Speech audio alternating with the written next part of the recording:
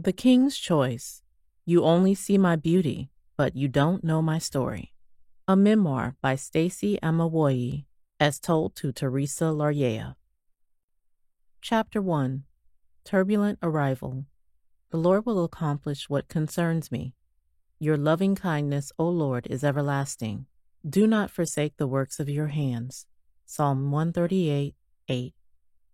I was born on a Sunday, the 26th of July in the 1980s, but as to the accuracy of that date, I cannot tell.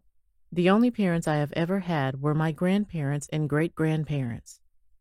I never knew my biological parents and only heard little bits and pieces about my mother. I heard that she was on the way to see the love of her life when I was born.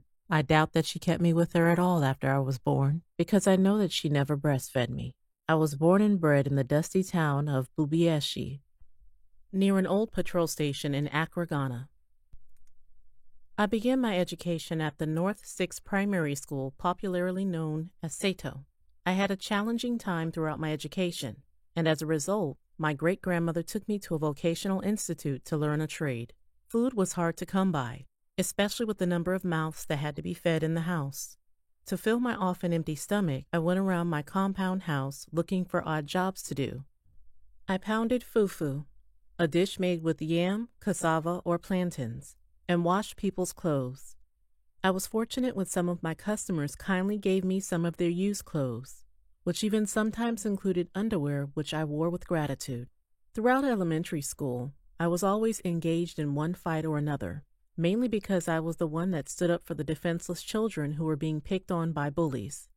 I can remember several major conflicts I was involved in. A girl who was blessed with long and thick hair but had a strong body odor was relentlessly picked on and became the laughingstock of our class. Because of that, she intentionally skipped classes. One day after school, I saw her crying and asked her what was wrong, and she told me about her ordeal.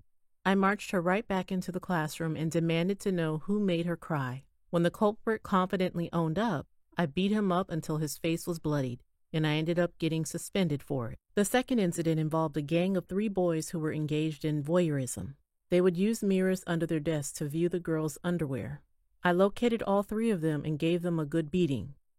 As a form of punishment, I was locked up in the storage room of our school. Unfortunately, everybody forgot that I was in there and left for home after school closed. So I was left entirely alone in a dark and locked room on the school premises. It so happened that around that time, a spiritual phenomenon was taking place. It was an ongoing thing that had generated widespread hysteria in our school. It was rumored that a female teacher who had died after being beaten by her students was avenging her death. As the story went, her ghost would appear to her victims in red high heels, tapping her feet. She apparently showed up in multiple schools. According to the rumors, if you heard the sound of tapping shoes and there was no one around, you were advised to take your heels. I was terrified when I heard some footsteps which seemed to mimic the sound of high-heeled shoes. My adrenaline shot up so high that I jumped from the window of the storage room, which was on the 2nd floor, and ran all the way home. To think that I had to go through this traumatic experience all because I was defending the downtrodden. All my antics earned me a reputation for being a rowdy and stubborn tomboy. Our precarious financial situation forced me to be resourceful, so I plucked some mangoes from the tree in the middle of our compound and sold them on the streets to generate some income with which to pay for my school fees. My great-grandmother gave me a little container which I used to store the little money I made. It was through this that I learned how to save. Apart from selling mangoes, I also sold locally manufactured candies and cakes, popularly known as Aigbe toffee and Kubi cake. Both of these were made from coconuts which I got from a tree in our compound. After plucking the coconuts, I grated them and dried them before I used them to make my cakes and candies. I sold my goods in school and used the proceeds to buy my lunch. I enjoyed making money and loved to bring home some of my proceeds, irrespective of how little it was. I diligently worked hard to support my great-grandmother financially. God rest her soul. She was such a noble woman who had never had any children of her own but took it upon herself to take care of her brother's children and grandchildren.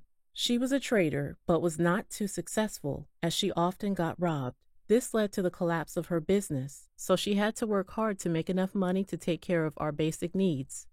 There was a time when our financial state was so bad that I had no option but to drop out of school. When I was in class 6, I decided to work hard to pay for my school fees, school uniforms, and shoes.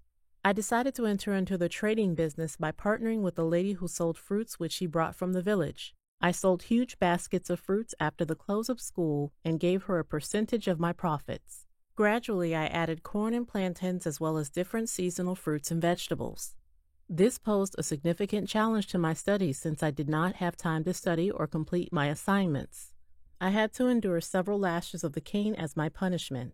I believe that under much more favorable circumstances I could have excelled in my studies, but unfortunately this was not the case since I had no structure at home. I also got punished for wearing crumpled clothes since we did not even own an electric iron. And though we had a box iron, I could not afford to buy the charcoal.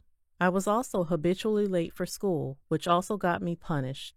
Our school uniforms had to be worn with black shoes and white socks.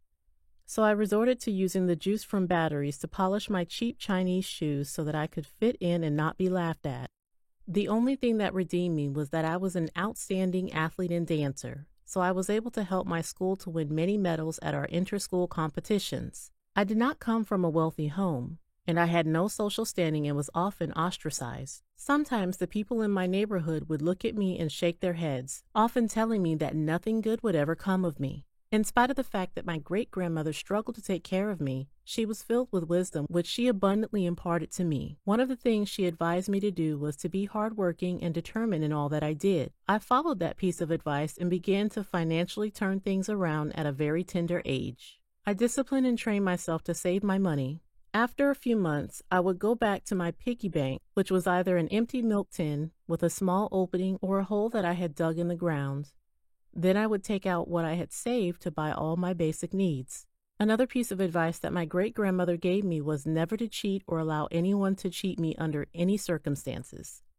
She also taught me to mind my own business. I often butt heads with the old lady, but she was the most constant figure in my life, and I am grateful that God gave her to me when I had no one else. When a human being is born, the first thing that he does is to cry. The rest of his life he'll spend discovering why. Eric Tange.